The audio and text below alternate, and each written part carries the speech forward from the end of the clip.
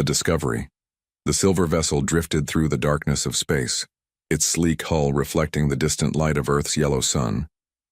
Inside the command chamber, High Archon Zelith stood before the observation portal, his 4 eyes fixed on the blue and green planet that grew larger with each passing moment.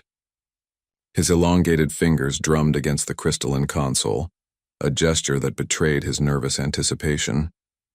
The Valorian collective had traveled for 3 cycles to reach this remote corner of the galaxy, following faint electromagnetic signals that suggested the presence of intelligent life. Zelith species. The Valorians had been masters of space travel for over 15,000 rotations. They had cataloged hundreds of civilizations, established trade routes across 40 star systems, and prided themselves on their diplomatic prowess. First contact was a familiar ritual, usually involving primitive beings who barely understood the concept of flight, let alone interstellar travel. Earth appeared to be no different. The preliminary scans had shown a species with soft skin, no natural armor, and minimal physical advantages. They called themselves humans, and by all measurements they seemed fragile and unremarkable. Navigator Kryn approached Zelith with a data tablet clutched in her thin arms. Her violet skin shimmered under the chamber's ambient lighting as she spoke in their melodic language. "The humans have responded to our hailing frequency, High Archon. They are requesting we dock at a structure they call the International Space Gateway." The readiness of their response surprised Zelith. Most pre-contact civilizations required days or weeks to coordinate a proper greeting. He nodded slowly and gave the command to proceed. As their vessel adjusted course toward the designated coordinates, Zelith noticed something peculiar on the sensor displays. Multiple artificial satellites orbited the planet in organized patterns. Dozens of smaller craft moved between the planet and its natural moon. There were structures on the moon itself, clearly inhabited and operational. This level of infrastructure was unusual for a species that had only recently achieved space capability. The Valorians had been observing human electromagnetic broadcasts for merely 70 rotations, and during that time, the signals had grown exponentially more sophisticated. Whatever these humans were, they developed quickly. The International Space Gateway was an impressive construction, far larger than Zelith had anticipated. It rotated slowly to generate artificial gravity, its modules connecting in a sprawling network that housed what appeared to be thousands of inhabitants. As their vessel docked with the station, Zelith prepared himself for the encounter. He wore his formal diplomatic robes, adorned with the symbols of the Valorian collective's authority. Behind him, a security detail of 6 warriors stood ready, their energy weapons concealed but accessible. The airlock hissed open, and Zelith stepped into a corridor that was surprisingly well lit and temperature-controlled. A delegation of humans waited to greet them. At the forefront stood a tall male with dark skin and sharp, intelligent eyes. He wore a uniform that suggested military rank, though his posture was relaxed and welcoming. Beside him stood a female with pale skin and auburn hair tied back in a practical style. Her expression was calm and professional, showing no sign of fear or intimidation. "Welcome to the Gateway," the male said in perfect Valorian language, his pronunciation flawless despite the complexity of their tongue. "I am Admiral James Okonkwo of the United Earth Defense Council, and this is Director Lisa Hartman of the Department of Interstellar Relations. We are honored by your presence." Zelith felt a flutter of surprise ripple through his consciousness. The human spoke Valorian as though he had studied it for years. "How did you learn our language?" Zelith asked, unable to hide his curiosity. "We have been listening to your broadcasts for 7 decades, Director Hartman replied with a slight smile. "Your species transmits a great deal of information across open channels. We found your language beautiful and complex, so we took the time to master it. We thought it would make our first meeting more comfortable for you." The thoughtfulness of this gesture impressed Zelith, but it also raised questions.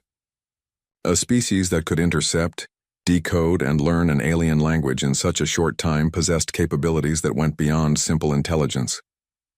It suggested sophisticated technology and a dedication to preparation that was almost military in nature. The humans led the Valorian delegation through the station, and with each corridor they traversed, Zelith's unease grew. The station was not merely functional, it was advanced. Holographic displays showed real-time data from across the solar system. Automated systems managed life support with precision that rivaled Valorian engineering. The humans moved through their environment with practiced efficiency, speaking in quick bursts of their native languages while simultaneously translating for their guests. In a large conference chamber, the humans presented their formal introduction to Earth. Director Hartman activated a three-dimensional projection that displayed their solar system in intricate detail. Earth itself was a hub of activity, with billions of inhabitants spread across multiple continents. But what truly shocked Zelith was the extent of human expansion beyond their home world. The moon hosted a permanent population of 8 million in underground cities that stretched for kilometers. Mars, the fourth planet, had been transformed over 2 centuries into a habitable environment supporting 3 million colonists. The asteroid belt between Mars and Jupiter was dotted with mining stations, processing facilities, and small settlements. Dozens of spacecraft moved constantly between these locations, transporting resources and personnel. Our total population currently stands at 12 billion, Admiral Okonkwo explained, his tone matter-of-fact. We have been expanding throughout our system for the past 200 years. Resource management and sustainable growth have been our primary focus. 12 billion. The number stunned Zelith. The entire Valorian collective, spread across 6 star systems, numbered only 9 billion. How did one species confined to a single star system support such a massive population? The answer became clear as the presentation continued. Humans had developed extreme efficiency in food production through vertical farms, orbital agriculture platforms, and synthetic nutrition programs. They had mastered recycling to such a degree that waste was virtually non-existent. Every resource was used, reused, and optimized.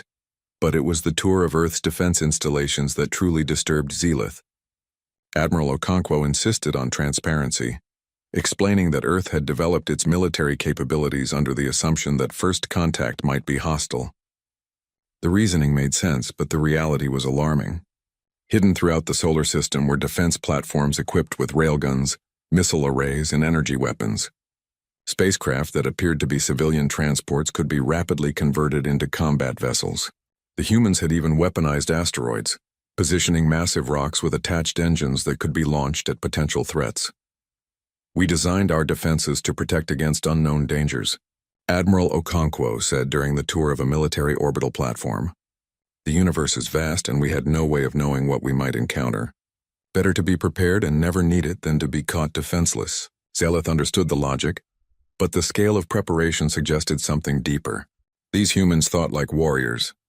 They anticipated conflict and prepared for worst-case scenarios as a matter of standard procedure. This was not the mindset of a peaceful, naive species making their first steps into the cosmos. This was the mindset of survivors who had learned hard lessons. During a private moment, Zelith conferred with Navigator Kryn in their native tongue, confident the humans could not understand. "Something is wrong here," Zelith whispered. "These beings are too advanced, too prepared, too organized for a species at their stage of development." Kryn's eyes flickered with concern. "I have analyzed their technological progression based on their own historical records. Their advancement is exponential, High Archon. They achieved powered flight 150 rotations ago. They reached their moon 60 rotations later. Now they control their entire solar system. Such rapid progress is unprecedented in galactic records." Zelith felt a chill run through his body. In Valorian history, technological advancement followed predictable patterns. Civilizations developed slowly, learning from mistakes, building on generations of accumulated knowledge. Humans seemed to skip steps to leap forward through sheer determination and innovation. That evening, the humans hosted a formal dinner in honor of their visitors.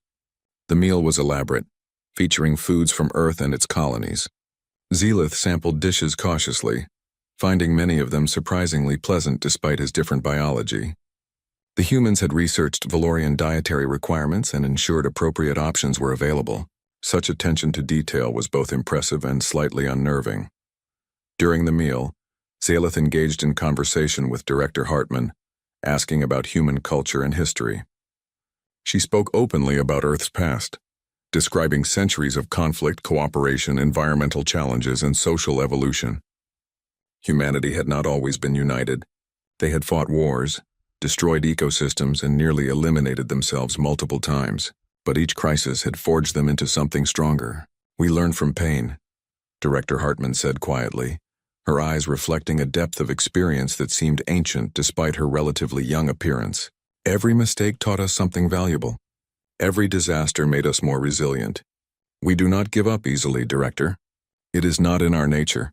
Those words stayed with Zelith long after the dinner ended. As the Valorian delegation prepared to depart the gateway and return to their vessel, Admiral Okonkwo made an unexpected request. He asked if the Valorians would be willing to visit Earth's surface, to see humanity's home world firsthand. Zelith agreed, curious despite his growing apprehension. The descent to Earth was carefully controlled, with human pilots guiding the Valorian shuttle through atmospheric entry. They landed at a facility in a region called Geneva, where the United Earth government maintained its central headquarters. Walking on Earth's surface was a revelation. The gravity was stronger than most worlds Zelith had visited, requiring him to adjust his movements. The atmosphere was rich with oxygen, almost intoxicating in its density. The humans moved through this environment with ease, their bodies perfectly adapted to conditions that would exhaust many species. The city of Geneva was a blend of ancient architecture and modern innovation. Humans had preserved their history while embracing the future, creating a civilization that honored its roots while constantly evolving. Zelith observed humans of all ages moving through the streets, engaging in commerce, art, science, and simple daily life. They were loud, energetic, and endlessly curious, asking questions about the Valorians and expressing excitement about joining the galactic community. But beneath the friendly enthusiasm, Zelith sensed something else. These humans possessed a quiet strength, an underlying toughness that came from surviving on a world that constantly challenged them. Earth was not a gentle planet. It had extreme weather, natural disasters, dangerous wildlife, and countless environmental hazards. Yet humans thrived here, building civilizations that endured for thousands of years. On the final day of the visit, Zelith met with the Secretary General of the United Earth Government, a woman named Ambassador Chen who possessed a sharp intellect and a disarming smile. She spoke of humanity's desire to join the Valorian collective, to share knowledge and resources, to contribute to the greater galactic community. "We have much to offer," Ambassador Chen said earnestly. "Our engineers are innovative problem solvers. Our scientists pursue knowledge with passion. Our artists create beauty that transcends language. We want to be partners in building a better galaxy." Zelith listened carefully, noting how Chen framed everything in terms of contribution and cooperation. There was no mention of conquest or dominance, yet the implicit message was clear. Humanity would not be passive participants in galactic affairs. They would be active, engaged, and influential. As the Valorian vessel departed Earth's system, Zelith stood once again before the observation portal, watching the blue planet shrink into the distance. His mind churned with conflicting thoughts and emotions. The humans were friendly, welcoming, and genuinely interested in peaceful relations, but they were also powerful, adaptable, and capable of rapid growth that could reshape the galactic balance. Navigator Kryn approached with a final report. "High Archon, I have compiled all data from our visit. The humans possess technology that rivals our own in specific areas, particularly in materials science, computing, and energy efficiency. Their population growth rate is 3 times faster than any civilization in our records.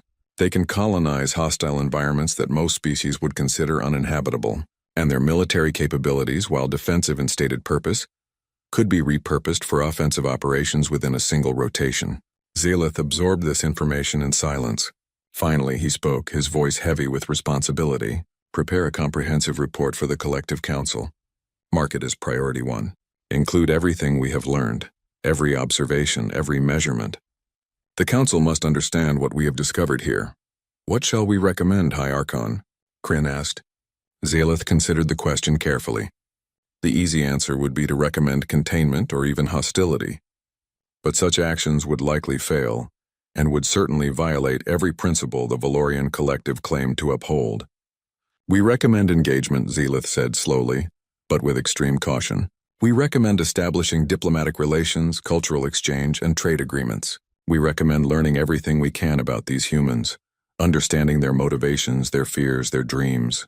And above all, we recommend never underestimating them, because if we do, we may discover too late that we are not the advanced civilization making contact with primitives." We may be primitives making contact with something far more dangerous than we ever imagined. The vessel accelerated toward the edge of Earth's solar system, engaging its faster-than-light drive to begin the long journey home. Behind them, humanity continued its steady expansion, building, growing, and reaching ever outward toward the stars. And in the depths of space, other civilizations would soon learn what the Valorians had discovered. Humanity was not just another species joining the galactic community. They were something unprecedented, something that would change the balance of power in ways no one could yet predict. The age of human dominance had not yet begun, but its dawn was rising, inevitable as the light of Earth's yellow sun.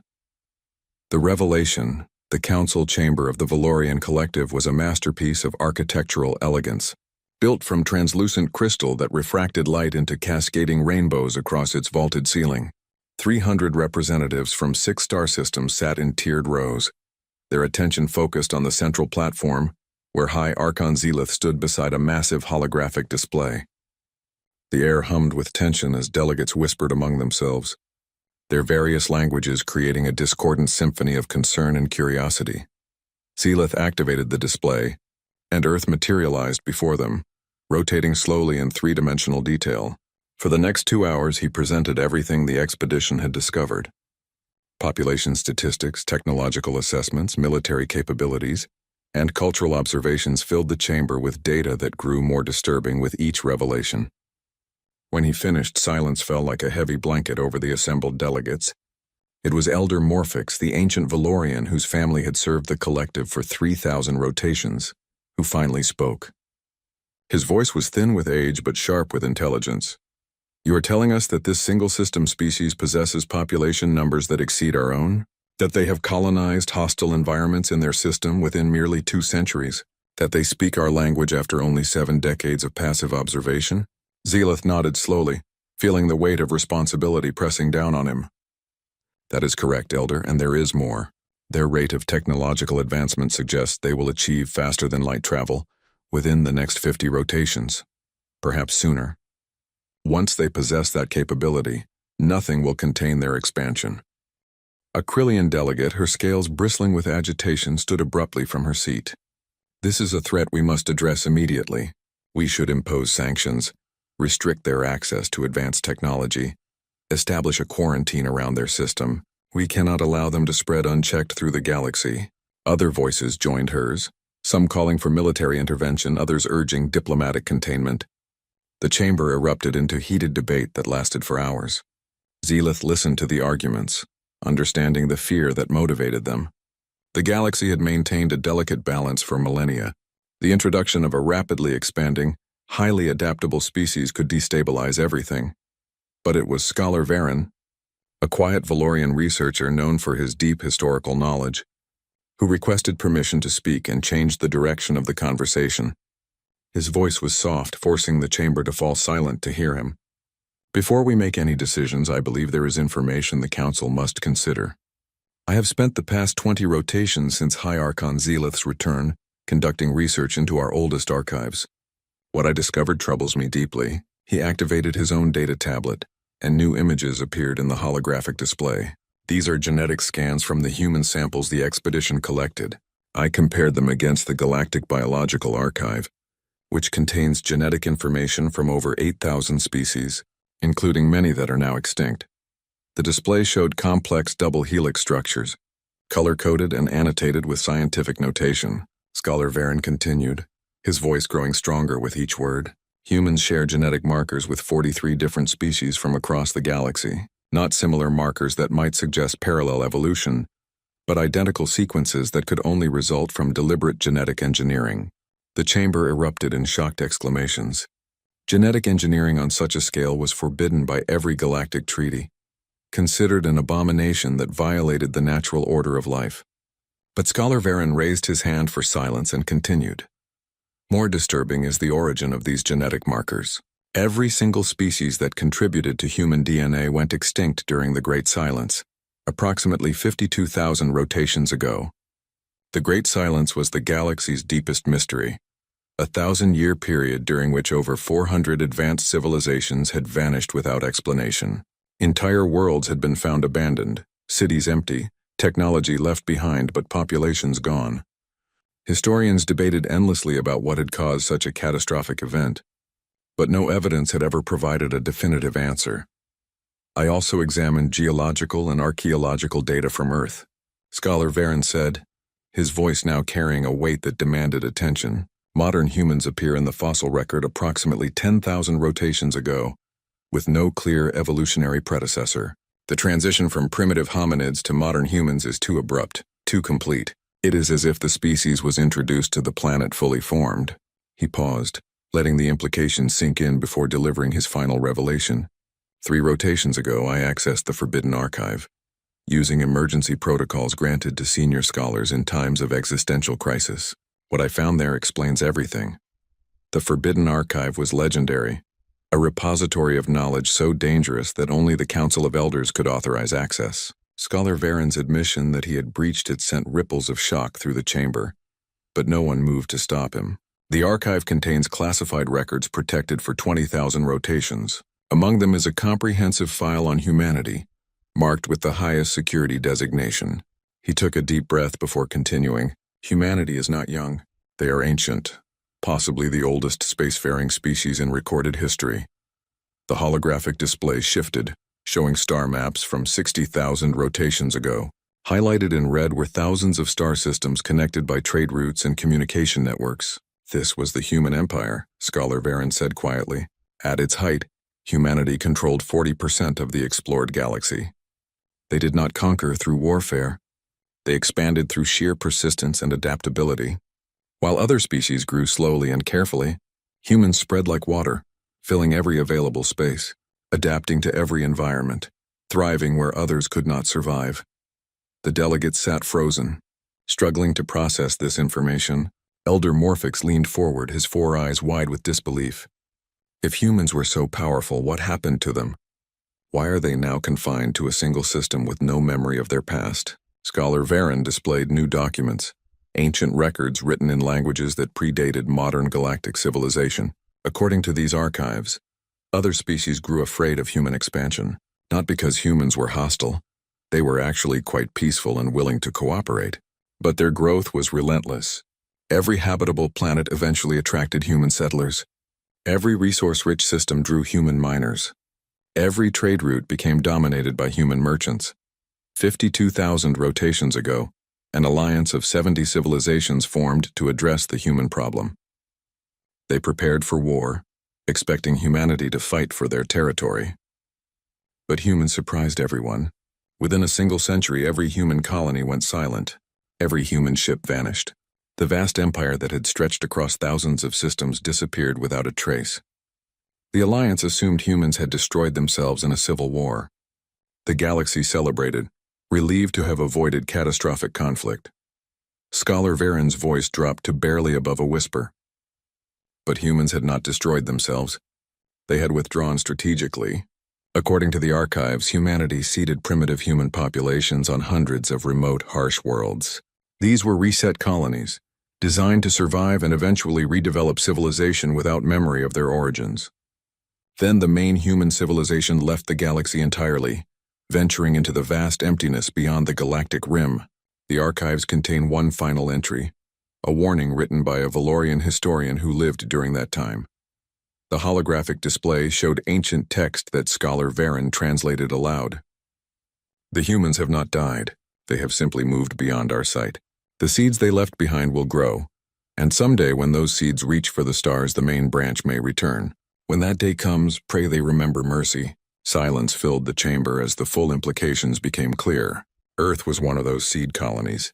The humans there had redeveloped civilization independently, achieving in 10,000 rotations what most species took 50,000 to accomplish. And somewhere beyond the galaxy, the original human civilization might still exist, grown even more powerful during their 50,000 rotation absence. Before anyone could respond, alarms began blaring throughout the facility. Emergency broadcasts flooded every communication channel. Deep space monitoring stations at the galactic rim were detecting massive energy signatures. Hundreds of vessels were entering the galaxy from the void beyond, and their technology was unlike anything in current use. The signals, when analyzed, contained human DNA markers in their identification protocols. Elder Morphic stood slowly, his body trembling with age and fear. They have returned. After 50,000 rotations, the original humans have come home. The chamber erupted into panic. Some delegates called for immediate military mobilization. Others urged evacuation of frontier worlds. A few simply sat in stunned silence, unable to process the magnitude of what was happening. High Archon Zelith felt a strange calm settle over him as he watched the chaos unfold.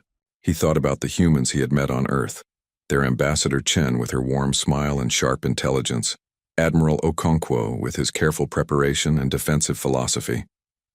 Those humans knew nothing of their true history. They believed themselves to be young and isolated, taking their first tentative steps into a larger universe. A message began broadcasting on all frequencies, translated into every known language. It was a woman's voice, strong and confident, speaking with authority that came from millennia of experience. People of the galaxy, this is Supreme Commander Elena Vasquez of the Human Expeditionary Fleet. We know our return has caused alarm. We understand your fear, but we come in peace, seeking reunion with our lost colony on Earth and hoping to establish peaceful relations with all civilized species. We have traveled far, learned much, and grown beyond what we were. We ask only for a chance to prove that humanity has evolved. The message ended, but its impact continued rippling through the galaxy. Across hundreds of worlds, billions of beings watched their skies with apprehension, wondering what the return of humanity would mean for the future. On Earth, unaware of the crisis unfolding across the stars, humans continued their daily lives, building, learning, dreaming of the day they would join the galactic community as equals. They had no idea that their ancestors had once dominated that community, had chosen to leave rather than fight, and were now returning after an absence that spanned the rise and fall of countless civilizations. In the Valorian Council chamber, Scholar Varen pulled up one final piece of information, a detailed analysis of why humans were so successful as a species. The display showed Earth in cross-section, revealing its violent geology, extreme weather systems, dangerous fauna, and countless environmental hazards. This is why humans are the apex species, Scholar Varen explained to the shocked delegates. Earth is what we classify as a death world, a planet so hostile that most species could not survive there without extensive technological support. Humans evolved on a world that constantly tried to kill them. Every hurricane, every earthquake, every predator, every disease strengthened them through natural selection. The display shifted to show human biology in detail. Their bodies are inefficient by our standards, requiring constant fuel and rest. But this inefficiency gives them endurance. A human can run for days, tracking prey until it collapses from exhaustion. They can survive injuries that would kill most species, their bodies healing and adapting. They can eat an enormous variety of foods, allowing them to colonize worlds with completely different ecosystems. And their minds are perhaps their greatest advantage. Images of human achievements filled the display. Art, music, literature, science, engineering, philosophy. Humans excel at pattern recognition and creative problem-solving. They can imagine solutions that seem impossible, and then work tirelessly to make them real. They form strong social bonds that allow them to cooperate on massive scales. And most importantly, they never give up. Human psychology is built around persistence. Where other species accept defeat, humans try again, and again, and again, until they succeed or die trying. Elder Morphic stared at the display, his ancient mind processing information that redefined everything he thought he knew about the galaxy. So what do we do? He asked quietly. How do we coexist with a species that is fundamentally superior to us in adaptability, persistence, and growth potential? Scholar Varen looked around the chamber at the frightened faces of delegates from dozens of species. We do what their ancestors hoped we would do when they left 52,000 rotations ago. We learn from them. We grow alongside them. We become partners rather than competitors, because attempting to fight them or contain them will only end in our defeat. Humanity's strength is not just in their technology or their numbers. It is in their nature. They are survivors, innovators, and builders. They are the apex species not because they conquer, but because they endure. High Archon Zelith stepped forward, his decision made. I propose we send a formal delegation to meet the returning human fleet. We offer them friendship, cooperation, and honest dialogue about our shared history. We acknowledge Earth's humans as the descendants of the greatest civilization our galaxy has ever known, and we welcome both branches of humanity into the Valorian collective as honored members. The proposal was radical, but as delegates considered the alternatives, it became clear that cooperation was the only viable path forward. One by one, representatives voiced their support, until the decision was unanimous. As the council chamber emptied, Zeleth stood alone before the holographic display of Earth, watching the small blue planet that harbored humanity's newest beginning. He thought about the irony of the situation. The Valorians had gone to Earth expecting to find primitives in need of guidance. Instead, they had discovered the descendants of the galaxy's apex species, a civilization that had voluntarily given up power for the sake of peace, and now stood ready to reclaim their place among the stars. Somewhere beyond the galactic rim, the original human fleet was approaching, carrying knowledge and technology accumulated over 50,000 rotations of exploration. And on Earth, billions of humans who knew nothing of their heritage were about to learn that they were not newcomers to the galactic stage. They were the rightful heirs to a legacy that spanned the entire history of civilized space. The galaxy would never be the same again, and perhaps that was exactly what it needed. New energy, new ideas, new possibilities. Humanity had returned, not as conquerors, but as the supreme force they had always been. Unstoppable not through violence, but through the simple, terrifying persistence of a species that refused to accept limits. Zeleth smiled, a gesture he had learned from the humans during his visit to Earth. The future would be challenging, but it would also be extraordinary. And for the first time in his long life, he felt genuine excitement about what was to come. The age of humanity was beginning, and the galaxy would rise to meet it or be left behind in the wake of the apex species' return.